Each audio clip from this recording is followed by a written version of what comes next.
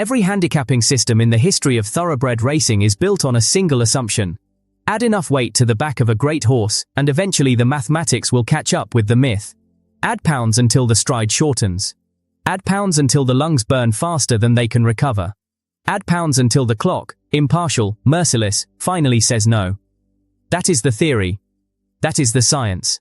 That is the ironclad logic that has governed the sport for over 2 centuries, and on a specific afternoon, on a track that had seen thousands of races and never once apologized for what it demanded, one horse was assigned 142 pounds and sent out to prove the theory correct.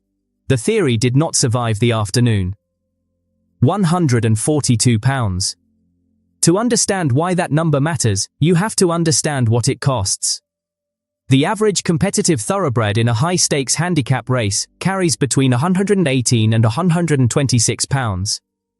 At 126, horses with world-class conditioning begin to feel the compound drag, not immediately, not in the first furlong, but somewhere between the half-mile pole and the final turn, where oxygen debt and accumulated muscle fatigue converge and the body begins to negotiate with itself about what it can still afford to give. At 130 pounds, the field narrows sharply. Very few horses have won carrying 130 or above at the highest level of competition. They are remembered precisely because the feat seemed unrepeatable. At 142 pounds, racing historians reach for different language entirely. Not difficult, not challenging. The word they use, consistently, across decades of documentation, is prohibitive. 142 pounds was not a handicap, it was a verdict. The handicapper who assigned that weight was not being arbitrary. That is worth stating plainly. Handicapping at its most precise is a form of biological accounting. Calculation of how much artificial burden will theoretically neutralize a horse's natural advantage, returning the field to something approaching parity. When a horse receives 142 pounds, it means the official mathematics of the sport have looked at every race that animal has run, every time it has posted, every rival it has demolished, and concluded that short of disqualification, this is the only mechanism left to contain it. The assignment was not cruelty. It was, in the sport's own clinical language, a compliment expressed in the currency of lead weights and leather. It was the establishment's way of saying, we have run out of conventional answers for what you are. They expected the weight to do what weight always does. What it had done to every other horse in the history of the sport. Industry professionals who had watched great horses carry punishing burdens and gradually, gracefully, inevitably fold, they offered their assessments freely. The bloodstock analysts calculated projected finish times with the additional load factored in and placed the horse well off the pace, in a cluster of rivals who had drawn far lighter assignments. The trainers of competing stables said nothing publicly, which is its own form of declaration. They believed the math.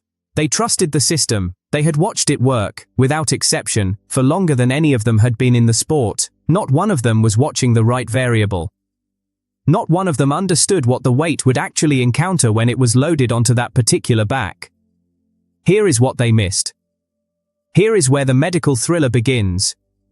The thoroughbred's engine is not a single mechanism, it is a hierarchy of systems, and the limiting factor in any race is not the one you see first. Most horses are constrained ultimately by cardiovascular capacity, the rate at which oxygenated blood can be delivered to working muscle tissue during sustained, explosive effort. The heart is the ceiling. Enlarge the ceiling even modestly, and the horse's ability to sustain speed over distance increases in ways that are disproportionate to the size change. A heart that pumps 15% more blood per stroke does not produce a horse that runs 15% faster.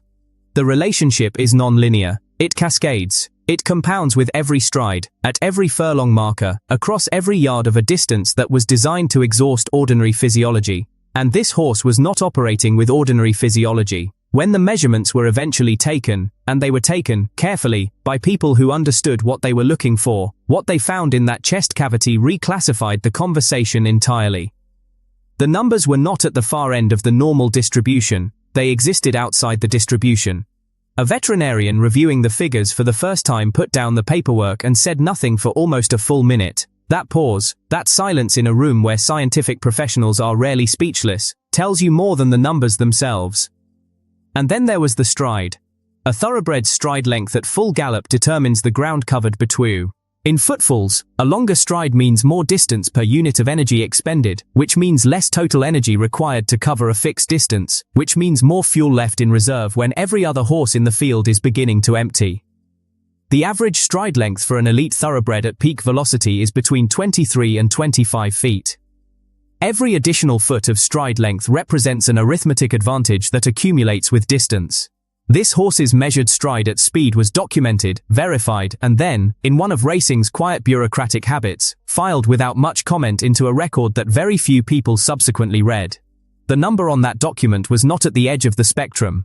The number on that document helped explain why a horse carrying 142 pounds could do what happened next.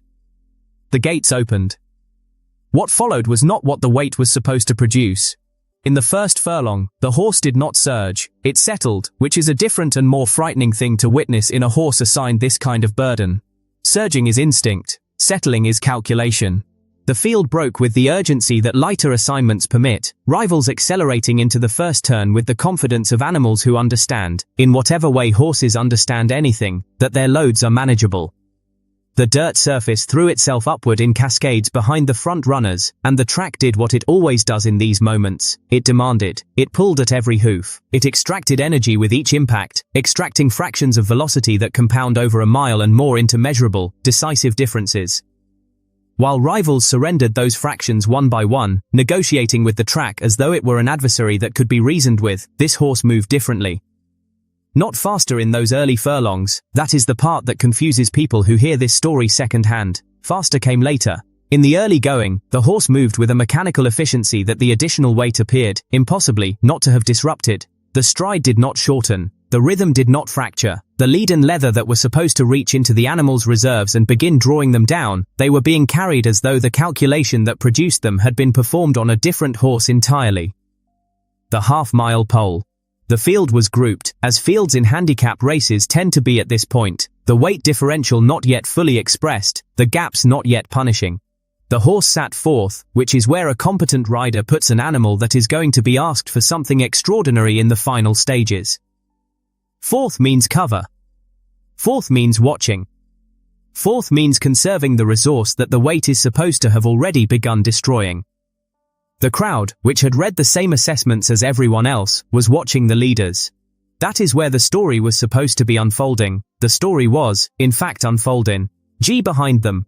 The turn. The moment when a thoroughbred commits, when the jockey shifts the conversation from patience to demand, and the horse either has something left to give or reveals, in the most unambiguous possible language, that it does not. The rivals at the front had been running hard for 6 furlongs. They were not tired in the way that you or I understand tiredness. They were operating at the boundary of what their biology had budgeted for this distance. Any acceleration from here would be borrowed from reserves that did not fully exist. And here, at the boundary of everyone else's capacity, the horse with 142 pounds on its back found another gear. That is not a metaphor. It is a biomechanical description of what the watching crowd saw. A distinct, measurable increase in velocity at the precise moment when all available data predicted the opposite. The gap at the top of the stretch was 3 lengths. The gap at the 8th pole was 5. The gap at the wire was not a gap at all. It was a statement, registered in fractions of a second on a timing mechanism that has no capacity for sentiment and no interest in what the experts believed. The horse won. The weight came off. The stopwatch did not apologize. In the aftermath, when the official measurements and veterinary assessments were compiled, the picture that emerged was not of a horse that had defied physics. Physics is not defied. What the assessments revealed was that the physics of this particular animal had been fundamentally miscalculated, that the body carrying those 142 pounds operated under biological parameters that the handicapper's formula, built for the average exceptional thoroughbred, had no adequate mechanism to account for. The cardiovascular system that drove this machine was not elite by the standards that elite means in the sport. It was elite by a standard that required a new category. The stride that covered that ground was not long by the measure that long means in the documentation of great racehorses. It was long by a measure that required the veterinarians to double-check the equipment. You do not beat 142 pounds with heart alone, though this horse had more of that, in both the literal and figurative sense, than the record books had ever been asked to accommodate. You beat 142 pounds with a body that was built, at the cellular level, to operate efficiently under loads that were designed to operate against it. The weight pressed down on something that was designed to push back harder than the weight could push. The doubters went quiet in the way that doubters in the sport always eventually go quiet, not with statements, not with retractions, but with a simple absence of further argument. The horses they had backed crossed the wire in positions that required no further comment. The calculations they had trusted were not wrong, they were applied to the wrong subject. That is the only correction the record requires. What remains, years beyond that afternoon, is a question that the databases and the verified times and the laboratory analyses cannot fully resolve. The data is organized. The genetics have been examined. The biomechanics have been modeled with tools that did not exist when the race was run. And yet something in the account of that day, in the image of a horse settling into fourth place with 142 pounds distributed across its frame, waiting, conserving, preparing to do something that the mathematics of the sport said it could not do, something in that image resists complete explanation. Greatness, when it is genuine, tends to operate at the edge of the measurable. It tends to appear where the instruments run out of precision.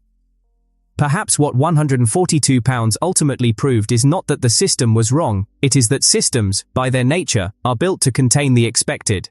And some things were never built to be contained.